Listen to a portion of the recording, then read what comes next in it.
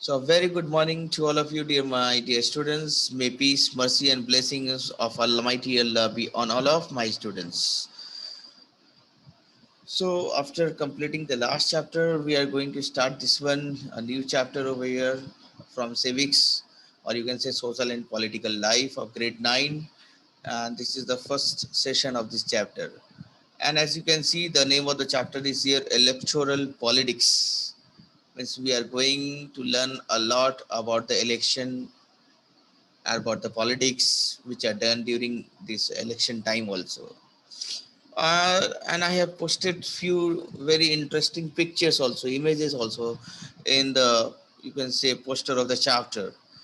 What is written in the first poster, you can see uh, the leader, the leader who has come, the leader who has come for asking for the vote. He's saying something over there. Let us see what is he saying.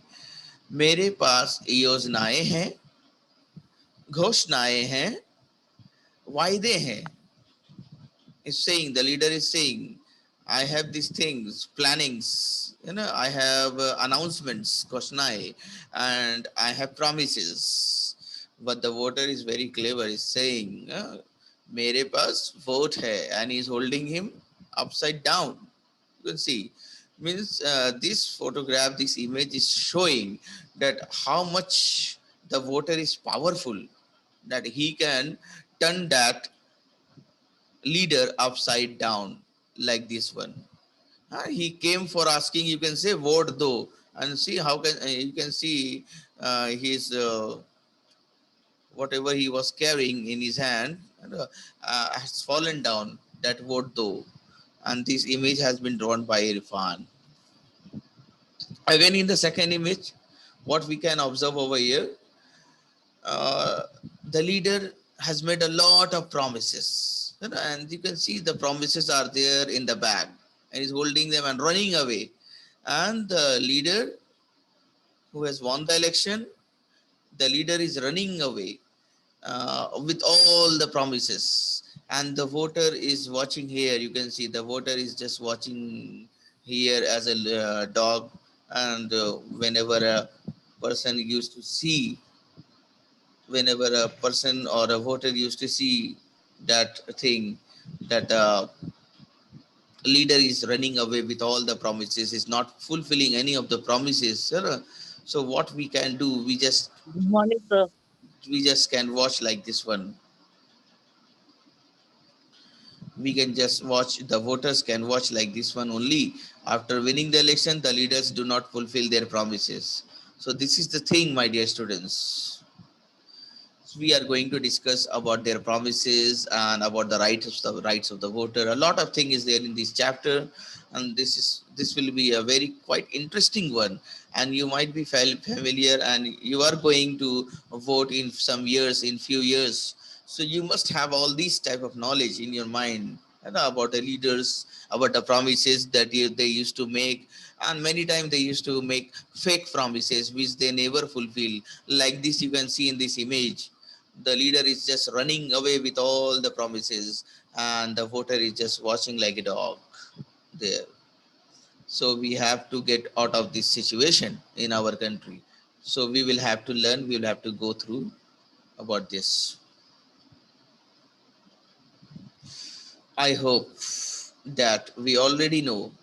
So I'm just hoping it that we already know all these things. What we know, that in a democracy, it is neither possible nor necessary for people to govern directly. So, in a democracy, it is not possible for the people to govern directly, because in democracy, everyone voice should be heard, and it is not possible that everyone will sit together to make some plans. The people of whole India cannot sit together at the same time to discuss anything or to make any decision.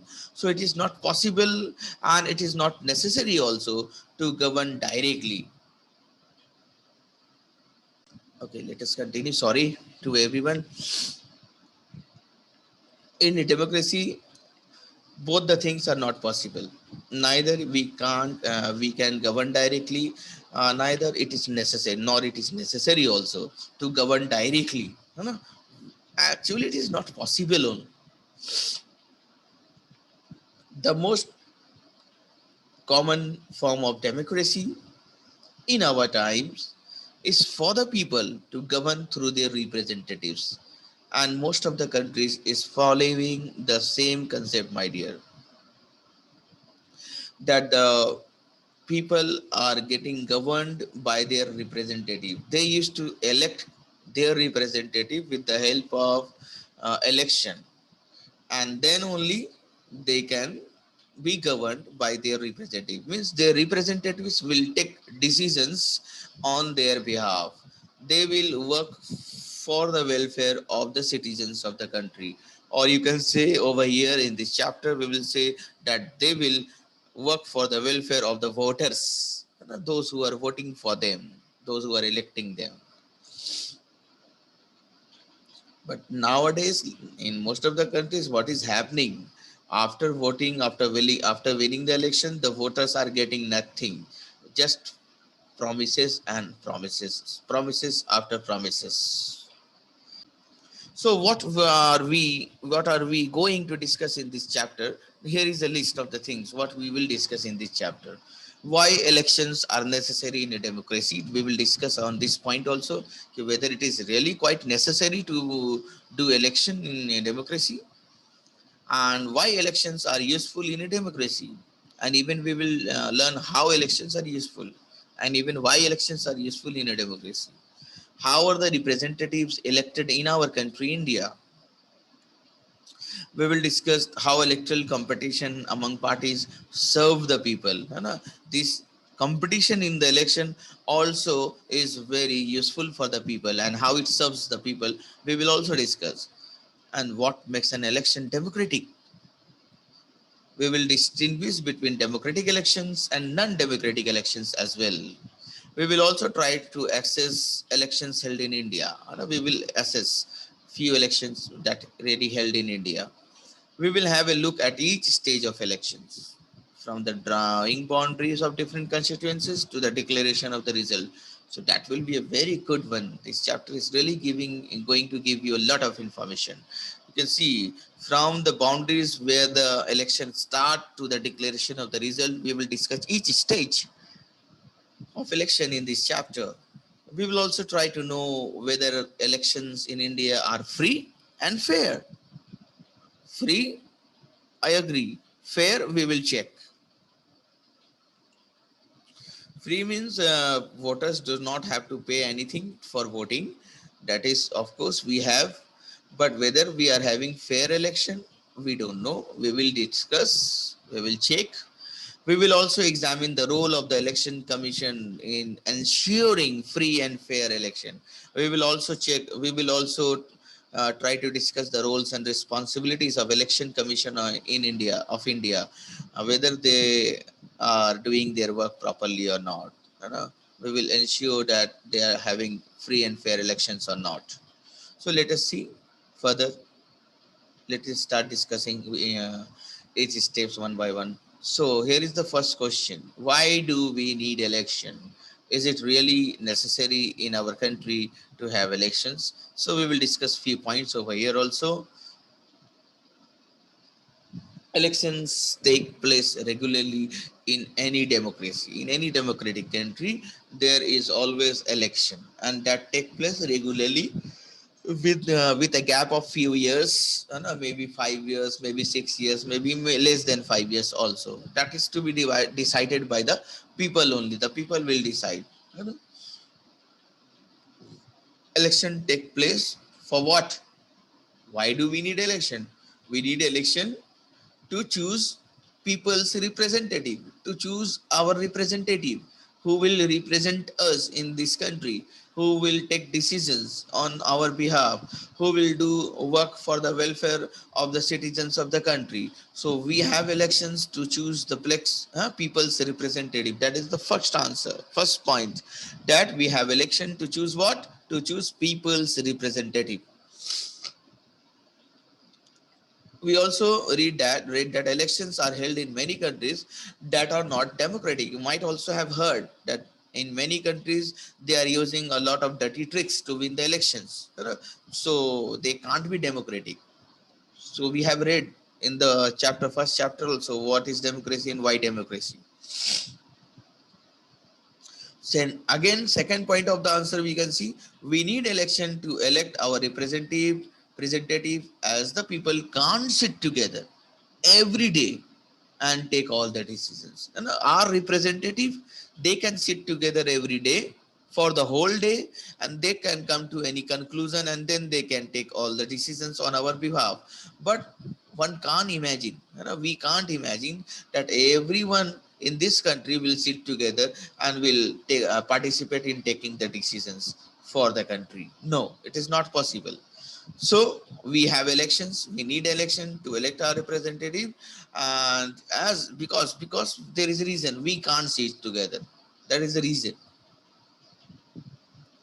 It is also not possible for everyone to have the time, to have such an experience, to have the knowledge to take decisions on all the matters. It is also a good point over here that we are not having enough time, you know, to think about the country, to take decisions on behalf of the country.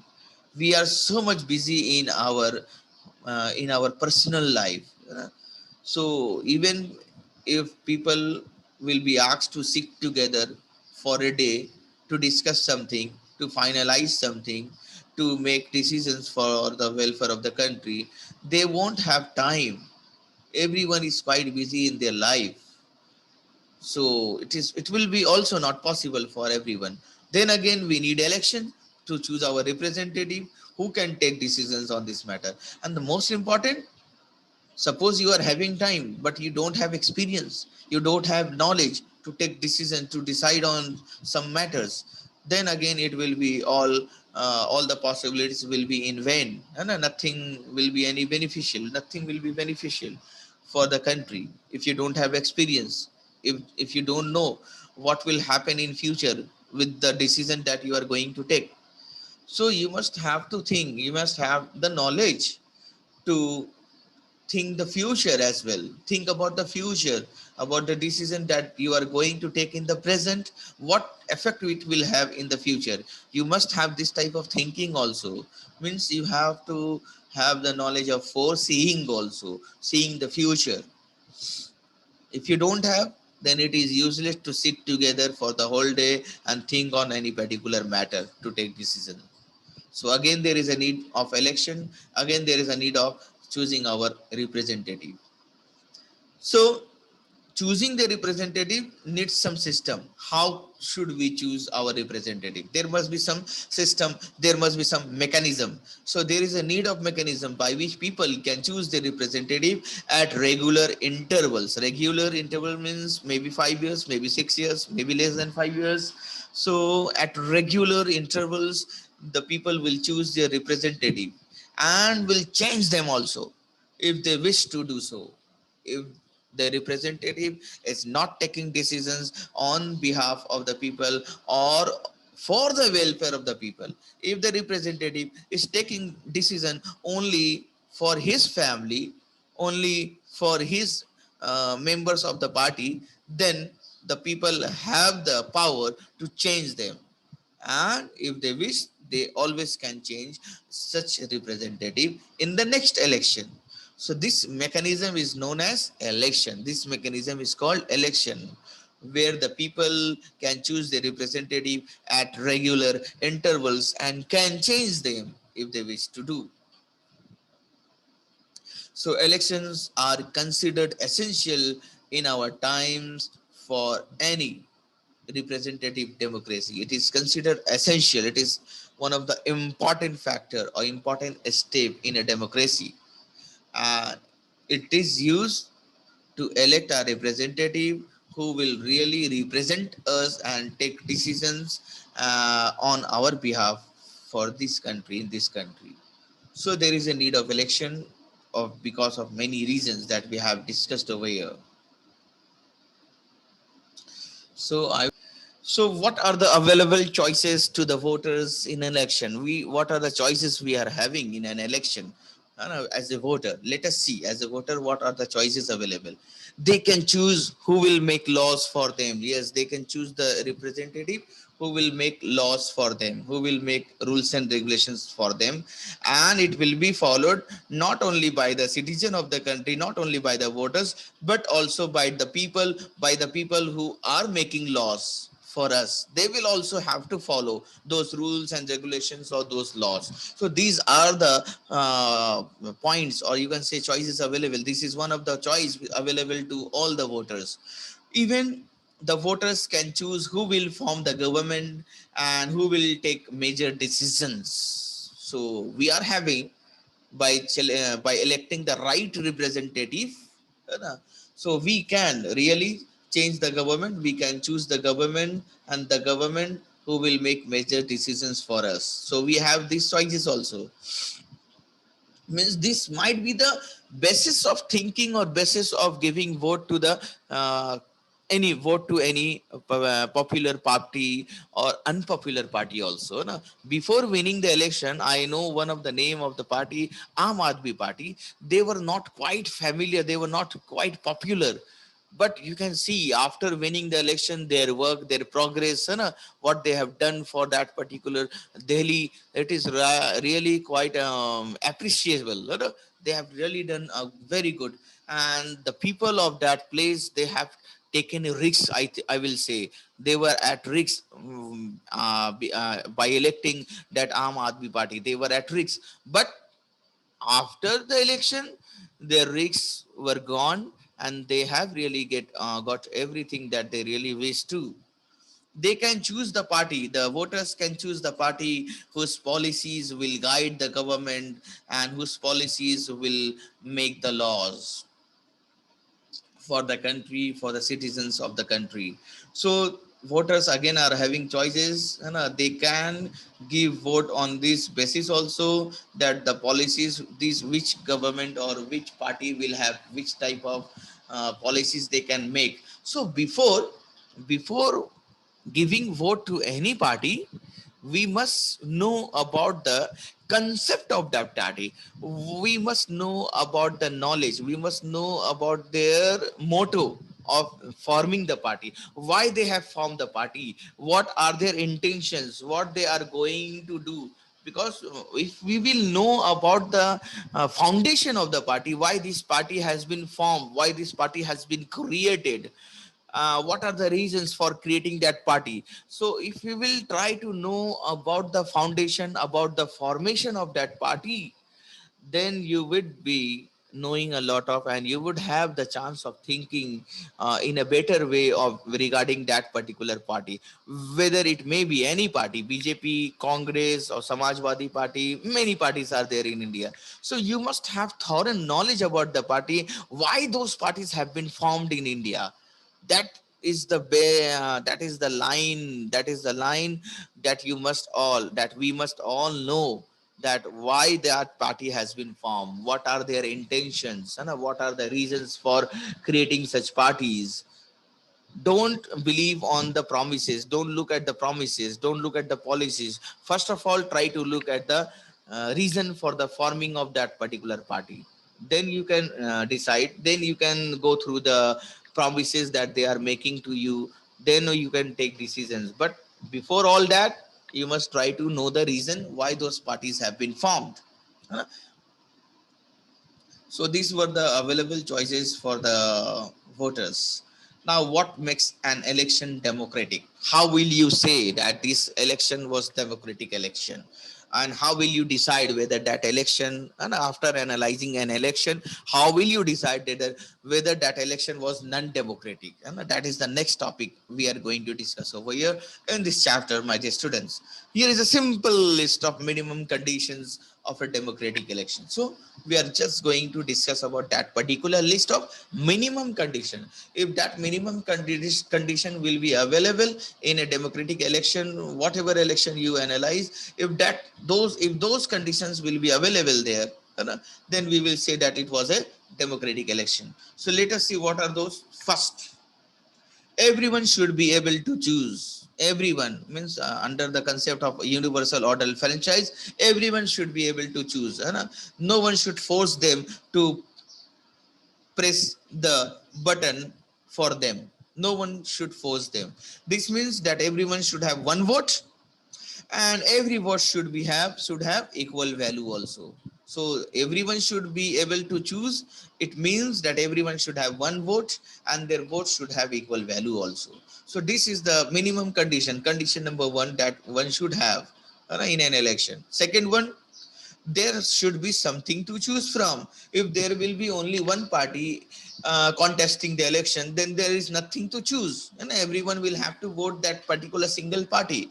So second condition is that there must be a competition. There should be something to choose from. Parties and candidates should be free to contest elections, and every party should be allowed, and the parties should be allowed to contest the election, and their candidates should be allowed, and under certain criteria, what they will, whether if they fulfill, then they should be allowed to contest the election and should offer some real choice to the voters.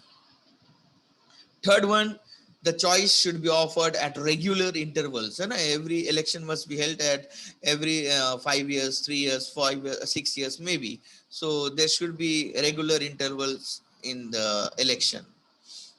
Elections should be held regularly. And the fourth condition is that the candidate preferred by the people should be get elected.